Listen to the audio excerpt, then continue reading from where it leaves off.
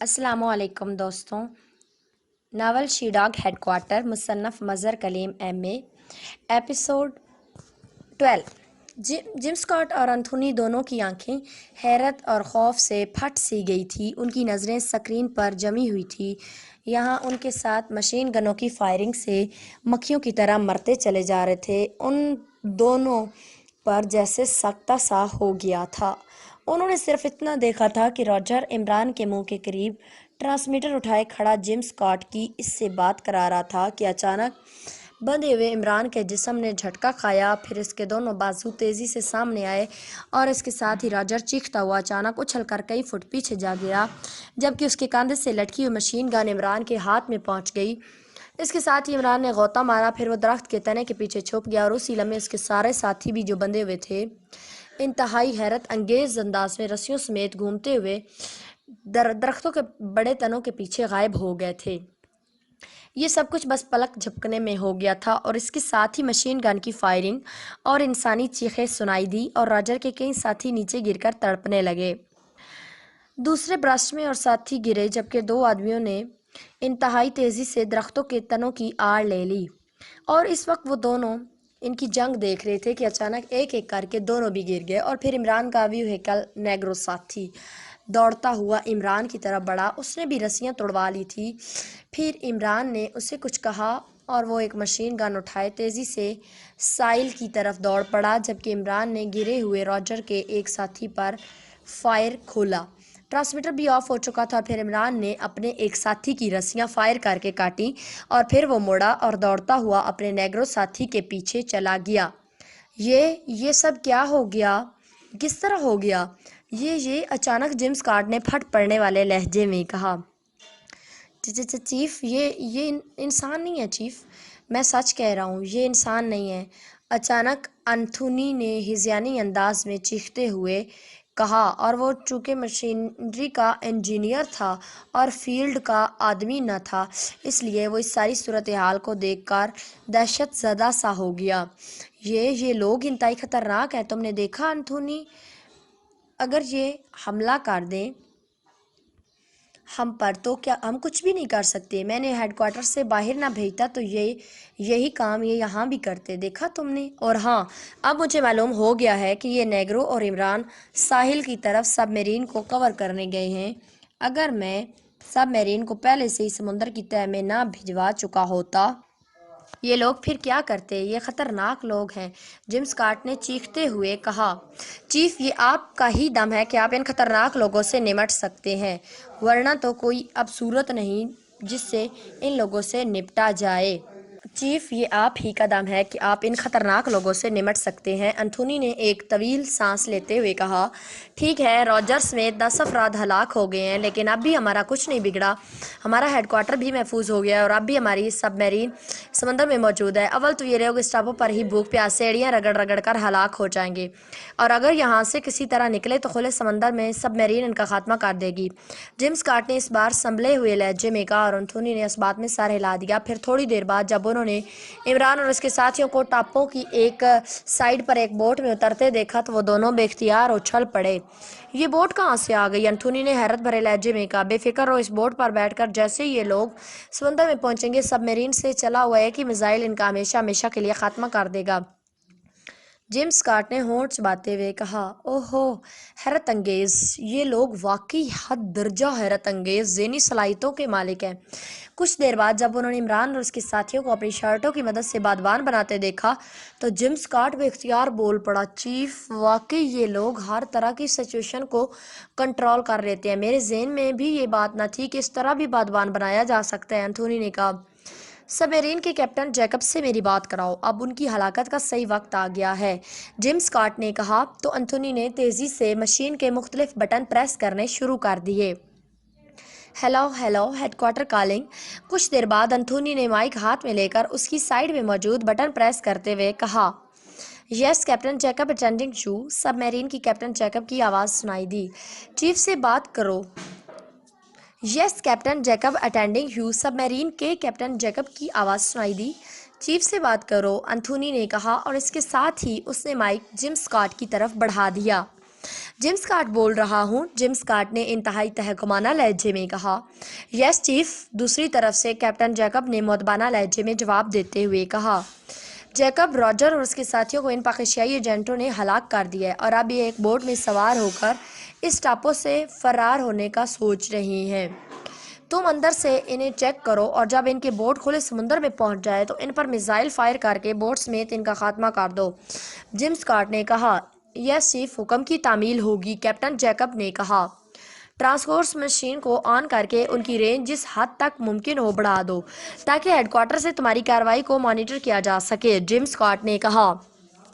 یس chief, دوسری طرف سے کہا گیا، اور جیم اسکاٹ نے اوور اینڈ آل کہہ کر مائک کا سائیڈ بٹن آف کر کے انتھونی کی طرف بڑھا دیا۔ انتھونی نے مائک کو واپس اس کی جگہ پر ہک کیا اور پھر مشین کو آپریٹ کرنا شروع کر دیا۔ تھوڑی دیر بعد سکرین پر ایک دھماکہ سا ہوا اور اس کے ساتھ ہی اس ٹاپو کی بجائے سمندر کا منظر نظر آنے لگ گیا اور دور دور تک نظر آنے والے سمندر میں بوٹ ایک چھوٹے سے نقطے جیسی نظر آ رہی تھی۔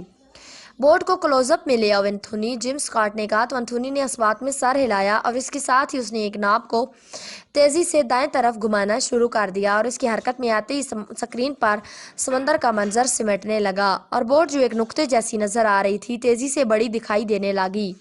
جب بوٹ اس قدر بڑی ہو گئی کہ اس میں موجود افراد کو پہچانا جا سکے تو انتھونی نے ہاتھ ہٹا لیا۔ اب بوٹ کے چاروں طرف سمندر ہی سمندر نظر آ رہا تھا اور بوٹ بھی واضح نظر آنے لگ گئی تھی۔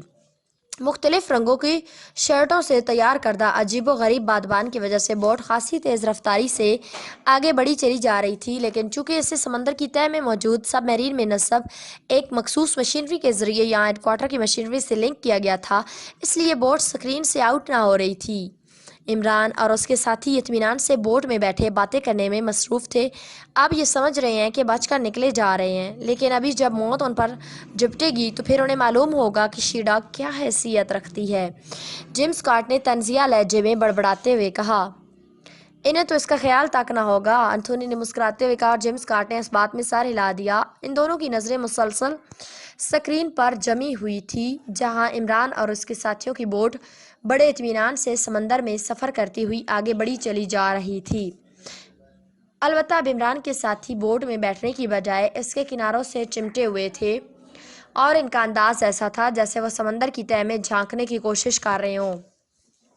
یہ کیا چیک کر رہے ہیں؟ جیم اسکاٹ نے کہا۔ چیف، میرا خیال ہے کہ عمران اور اس کے ساتھیوں کو بھی سب میرین کے بارے میں خطرہ ہے، اس لیے وہ بوٹ کے کناروں سے سمندر کے اندر جھانک کر اسے تلاش کرنے کی کوشش کر رہے ہیں، انتھونی نے کہا۔ احمق ہو گئے ہو، بھلا اس طرح سب میرین انہیں کیسے نظر آ سکتی ہے، اور نظر آ بھی جائے تو وہ اس کے خلاف کیا کر سکتی ہیں، جیم اسکاٹ نے کہا، اور انتھونی نے اس بات میں سر ہلا دیا۔ پھر چند لمحوں بعد یکلخت انہوں نے بوٹ کو فضا میں اوپر اٹھتے اور ٹکڑے ٹکڑے ہو کر واپس سمندر میں گرتے دیکھا تو وہ دونوں بے اختیار اچھل پڑے۔ بوٹ کے ساتھ ہی انہوں نے عمران اور اس کے ساتھیوں کو بھی فضا میں اچھل کر ہاتھ پاؤں مارتے سمندر میں گرتے ہوئے دیکھا تھا۔ وہ مارا، اب تو یہ شیطان صفت لوگ ختم ہو گئے ہیں۔ ویل ڈن، جیم اسکاٹ نے انتہائی مسرت بھرے لہجے میں کہا اور انتھونی کے چہرے پر بھی مسرت کے تاثرات ابھر آئے۔ عمران اور اس کے ساتھی واپس سمندر میں جا گرے تھے اور پھر ان کے جسم پانی کے اندر غائب ہو گئے تھے۔ جیم اسکاٹ کی نظریں سکرین پر جمی ہوئی تھی، لیکن اسی لمحے سکرین یکلخت ایک دھماکے سے تاریک ہو گئی۔ یہ کیا ہوا؟ جیم اسکاٹ نے چیختے ہوئے کہا۔ جیکب نے شاید ٹرانسکراس آف کر دی ہے، ویسے بھی اب اس کی ضرورت نہیں تھی، اب تو بوٹ بھی تباہ ہو چکی ہے اور یہ لوگ بھی ختم ہو چکے ہیں، انتھونی نے کہا۔ پھر اس سے پہلے کہ جیم اسکاٹ کو جواب دیتا اچانک تیز سیٹی کی آواز سنائی دی اور انتھونی نے تیزی سے مائک اتار کر اس کا بٹن آن کر دیا۔ Hello hello submarine, captain Jacob calling, Jacob کی آواز سنائی دی۔ Yes headquarter attending you, Anthony نے کہا۔ چیف سے بات کرائیں، جیکب نے کہا تو انتھونی نے مائک جیم اسکاٹ کی طرف بڑھا دیا۔ Yes chief attending you, Jim Scott نے کہا۔ چیف، آپ نے سکرین پر چیک کر لیا ہوگا، بوٹ کو ہٹ کر دیا گیا ہے اور بوٹ پر موجود لوگ بھی ختم ہو گئے ہیں، جیکب نے کہا۔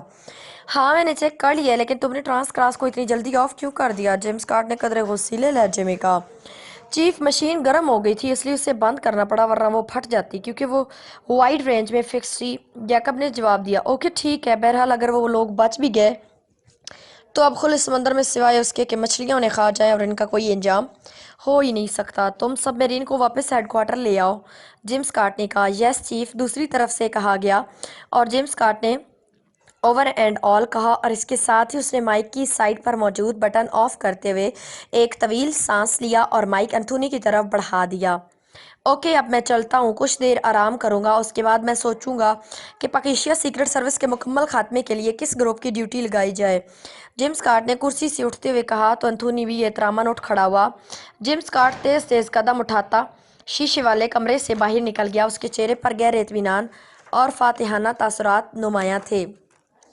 خوفناک دھماکے کے ساتھ فضا میں اچانک اچھلتے ہوئے عمران کا ذہن یک لک تاریکی میں ڈوب گیا تھا، لیکن پھر جیسے ہی اس کا جسم پانی میں گرا، اس کو فوراً ہی ہوش آ گیا۔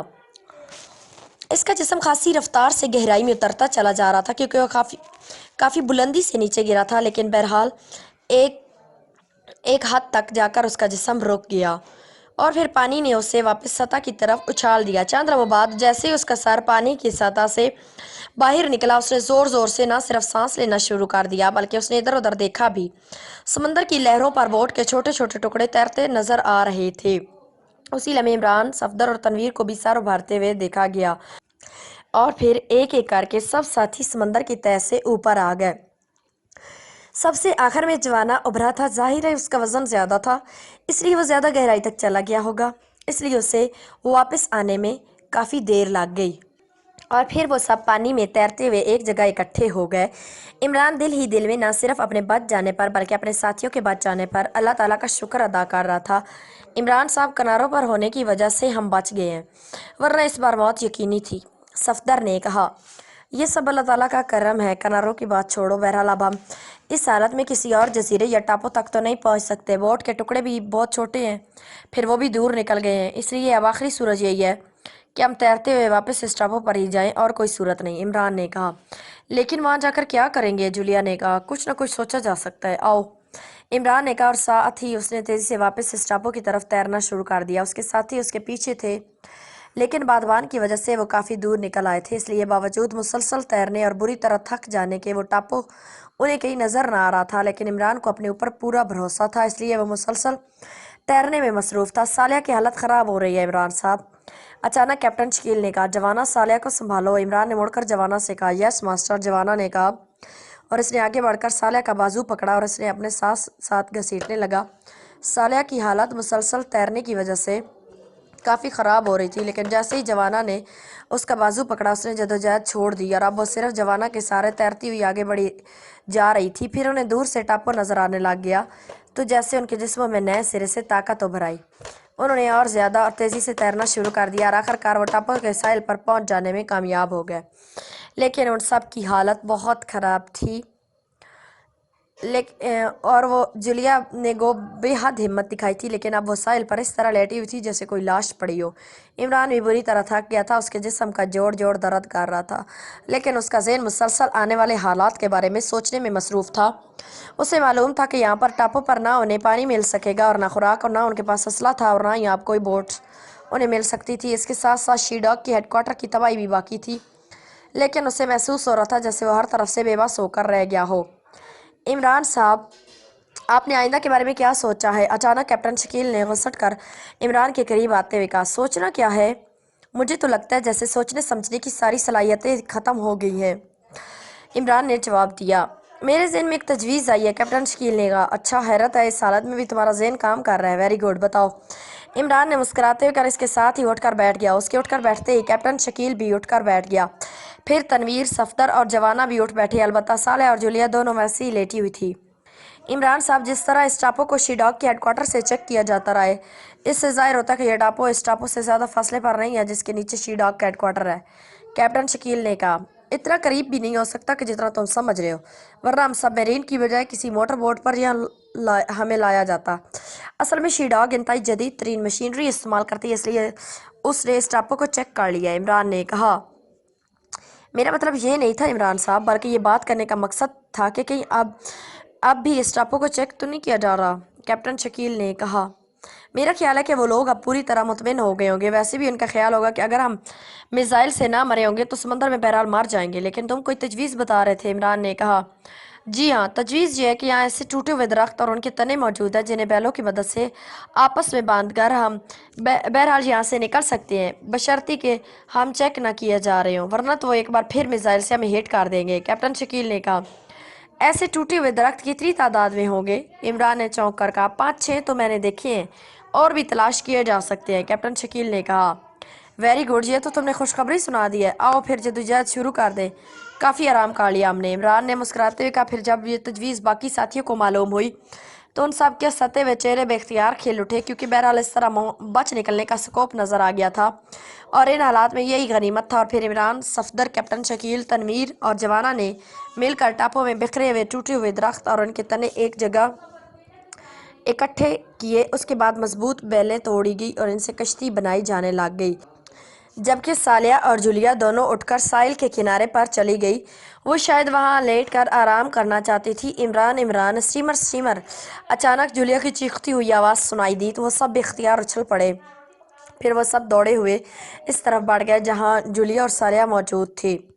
پھر انہوں نے دور سے ایک بڑے مالدار اسٹیمر کو گزرتے ہوئے دیکھا۔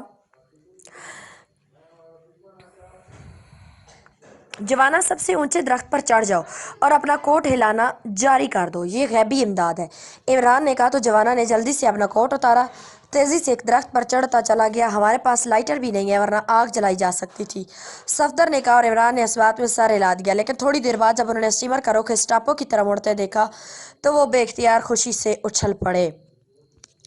پاس پڑے ہوئے ٹیلی فون کی گھنٹی بجتے ہی جیم اسکاٹ نے ہاتھ بڑھا کر ریسیور اٹھا لیا۔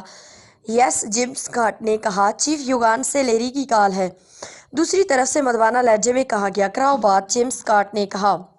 ہیلو چیف، میں لیری بول رہا ہوں یوگان سے۔ چند لمحوں بعد لیری، جو اب جیم اسکاٹ کی جگہ ایشیائی سیکشن کا سربراہ تھا، کی مؤدبانہ آواز سنائی دی۔ یس، کیا بات ہے، کیوں کال کیا؟ جیم اسکاٹ نے کہا۔ چیف، آپ نے بتایا تھا کہ پاکیشیائی ہلاک ہو چکی ہیں، کیا واقعی ایسا ہوا ہے؟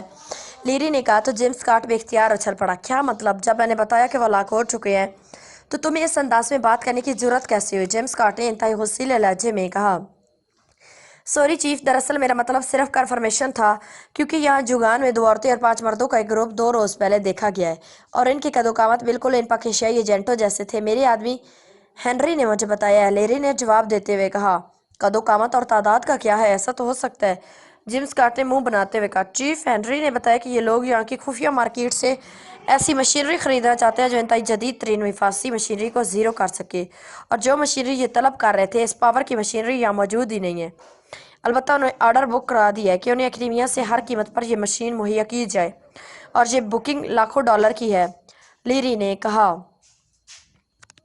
تو کیا ہوا؟ ایسی مشینری بہرحال عام استعمال میں ہو سکتی ہے، ہمارے پاس بھی تو انتہائی جدید ترین مشینری موجود ہے، جیم اسکاٹ نے کہا۔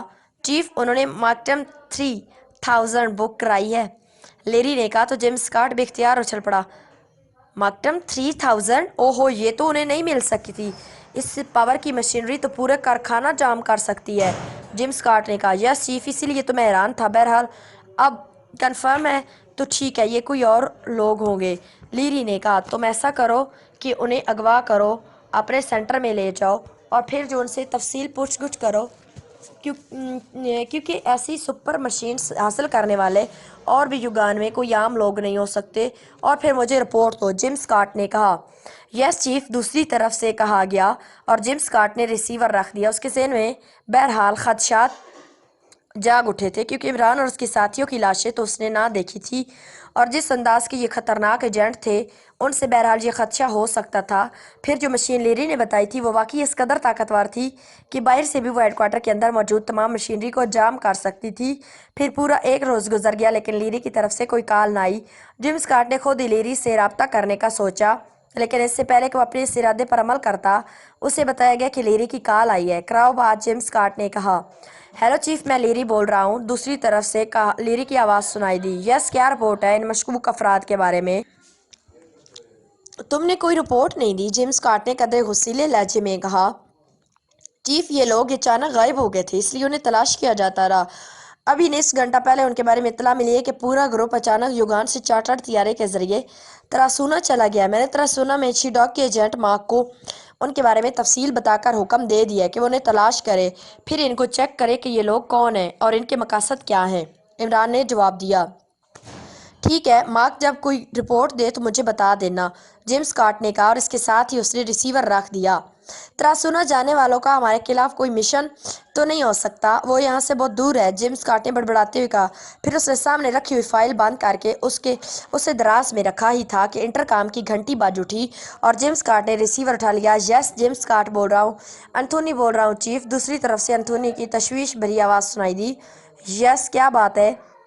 जेम्स कार्ट ने अचानक चौंक कर कहा, चीफ, एक हेलीकॉप्टर जजीरे की बैरूनी सतह पर उतर रहा है। दूसरी तरफ से एंथोनी की चीखती हुई आवाज़ सुनाई दी। ओह, मैं आ रहा हूँ, जेम्स कार्ट ने तेज लहजे में कहा और रिसीवर रखकर वह कुर्सी से उठा और भागते हुए अंदाज में बैरूनी दरवाजे की तरफ दौड़ पड़ा। उसके ज़हन में अजीब से खदशात उभर रहे थे। इमरान अपने साथियों समेत एक बड़े लेकिन तेज़ रफ्तार हेलीकॉप्टर में सवार फ़ज़ा की बुलंदियों में परवास कर रहा था। पायलट सीट पर इमरान खुद था, जबकि साइड सीट पर जूलिया और सालिया बैठी हुई थी। अकबी सीट पर बाकी साथी और सबसे आखिर में जवाना बैठा था। हेलीकॉप्टर के अकबी खाली हिस्से में एक काफ़ी बड़ी मशीन मौजूद थी, जबकि उसके साथ ही सियाह रंग का एक बड़ा सा थैला पड़ा हुआ था। हेलीकॉप्टर तरासूना जजीरे से उड़ा था और अब समंदर के ऊपर प्रवास करता हुआ इस टापू की तरफ बढ़ा चला जा रहा था जिसके नीचे शी डॉग का हेडक्वार्टर था। इमरान अपने साथियों समेत इस टापू से जब बोट तबाह होने के बाद वो तैरते हुए पहुंचे थे, स्टीमर के जरिए कारका पहुंचे थे और फिर कारका से वो युगान चले गए थे। इमरान ने वहाँ असले की बड़ी और खुफिया मार्केट से एक मशीन खरीदने का मुआहदा कर लिया। ये मशीन युगान में मौजूद नहीं थी, लेकिन उन्हें बताया गया कि ये मशीन उन्हें मिल सकती है, वहाँ से उसे हासिल कर सकते हैं। चुनांचा इमरान अपने साथियों समेत एक चार्टर तैयारे के ज़रिए तरासूना पहुँचा। फिर उसे इन्हें न सिर्फ ये खसूसी मशीनरी हासिल की, बल्कि उसके साथ ही उन्होंने दूसरी मशीनरी और खसूसी असला और इंतहाई जदीद तरीन गोताखोरी के लिबास भी ख़रीद लिए थे, साथ ही एक हेलीकॉप्टर भी। लेकिन ज़ाहिर है इन सब के लिए भारी रकम की ज़रूरत थी, इसलिए इमरान और उसके साथियों ने तरासूना के मुख्तलिफ क्लबों में जाकर गेम मशीनों की मदद से इंतहाई भारी रकूमात जीती। फिर इस रकम की मदद से उन्होंने अपनी मर्ज़ी की सब चीज़ें हासिल कर ली थी। इमरान ने अपने साथियों को जो मंसूबा बताया था उसके मुताबिक इस मखसूस मशीन के ज़रिए टापू की सतह के नीचे पूरे हेडक्वार्टर की मशीनरी जाम की जाएगी। फिर गोताखोरी के लिबास पहनकर वो समंदर की तह में उतर कर खसूसी मशीनरी के ज़रिए हेडक्वार्टर का रास्ता बनाकर अंदर दाखिल होंगे और इस तरह शी डॉग के हेडक्वार्टर को ख़त्म किया जाएगा।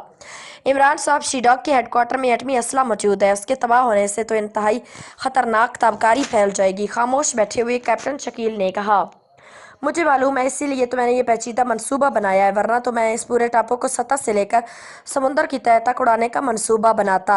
इमरान ने जवाब दिया। फिर आपने क्या सोचा इस सिलसिले में? कैप्टन शकील ने कहा, एटमी असला इस तरह नहीं रखा जाता जिस तरह आम असला रखा जाता है, क्योंकि इस तरह तो किसी भी वक्त किसी भी गलती की वजह से खौफनाक तबाही हो सकती है। ऐसे असले में वार हेड नहीं लगाए जाते, उन्हें अलहदा रखा जाता है और बवक्ते ज़रूरत उन्हें फिट किया जाता है, और जब तक ऐसा ना हो ये असला नहीं फट सकता और ना तबाही फैला सकता है। लेकिन बहरहाल फौरी इस्तेमाल की वजह से इन दोनों के स्टोर इकट्ठे बनाए जाते हैं, इसलिए अगर पूरा टापू उड़ा दिया जाए तो ये ख़तरा हो सकता है कि इस तरह एटमी असला भी फट जाए और ताबकारी फैल जाए। यही वजह कि हम अंदर जाएंगे और सिर्फ हेडक्वार्टर का ऑपरेशनल सेक्शन तबाह करेंगे। वो असल चीज़ भी यही ऑपरेशनल सेक्शन ही है और इसकी तबाही हेडक्वार्टर की तबाही होगी। इमरान ने कहा, लेकिन इस एटमी असले का क्या होगा? क्या ये वहीं पड़ा रहेगा? इस तरह तो शी डॉग के पूरी दुनिया में फैले हुए ग्रुप्स में से कोई ग्रुप वहाँ पहुँच इस पर कब्जा कर सकता है या किसी और जगह हेडक्वार्टर बना सकता है। सफदर ने कहा, तुम्हारी बात दुरुस्त है, लेकिन चूंकि ये हेडक्वार्टर है इसलिए पूरी तंजीम तुम्हारी बात दुरुस्त है, लेकिन चूंकि ये हेडक्वार्टर है इसलिए पूरी तंजीम शी डॉग के बारे में मुकम्मल तफसीलात यहाँ मौजूद होंगी। ये तफसील वहाँ से हासिल करके हम दुनिया भर के ममालिक की हुकूमतों को इसकी तफसील मुहैया कर देंगे। इस तरह हर मुल्क इस खौफनाक तंजीम का अपने अपने इलाके में खात्मा कर देगा। और दूसरी बात यह है कि असल चीज़ हेडक्वार्टर होता है।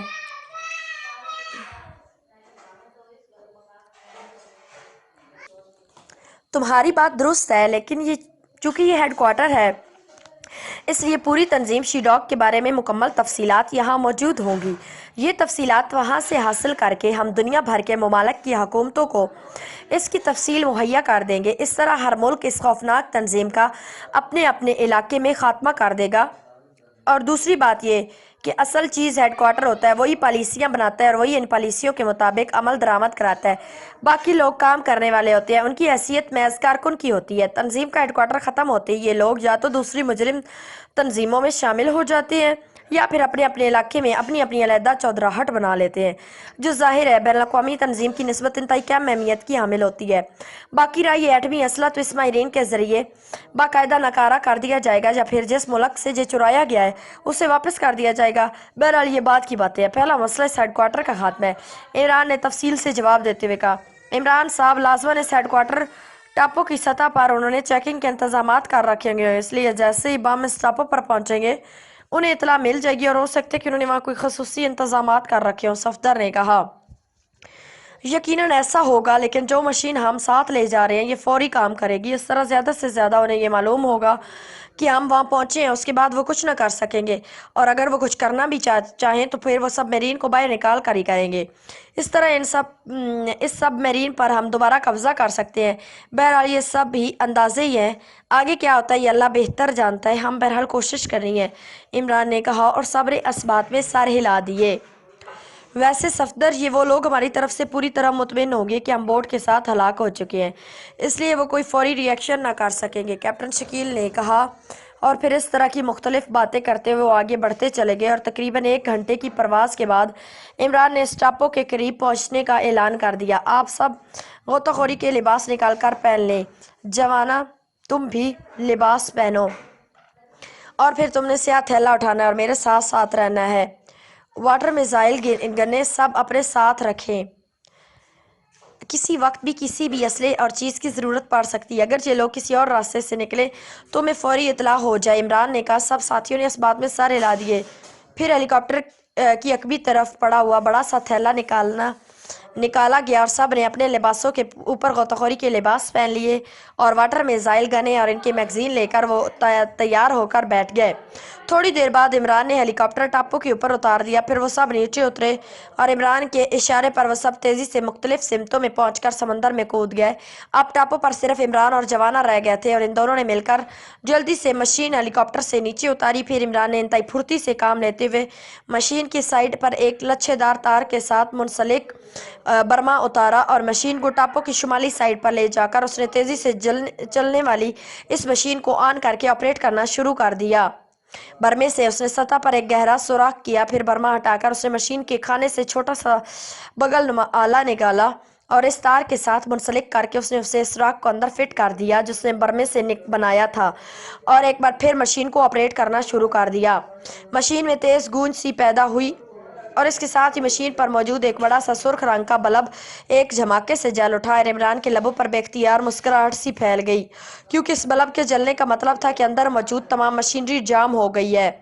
جوانا نے اس دوران غوطہ خوری کا لباس پہن کر سیاہ رنگ کا تھیلا اپنی پشت پر لاد لیا تھا، البتہ عمران کے لیے اس نے غوطہ خوری کا لباس نکال کر علیحدہ رکھ دیا تھا۔ عمران نے تیزی سے غوطہ خوری کا لباس پہنا اور پھر جوانا کو اپنے پیچھے آنے کا اشارہ کر کے وہ تیزی سے چلتا ہوا ساحل پر آ گیا اور اس نے غوطہ خوری کے لباس کے ساتھ پیروں میں پہننے والے مخصوص جوتے سیدھے کیے، پھر خود کو ایڈجسٹ کر کے سمندر میں اتر گیا۔ جوانا بھی اس کے پیچھے ہی سمندر میں اترا، پھر وہ دونوں انتہائی تیز رفتاری سے غوطہ لگاتے ہوئے طے کی طرف اترتے چلے گئے۔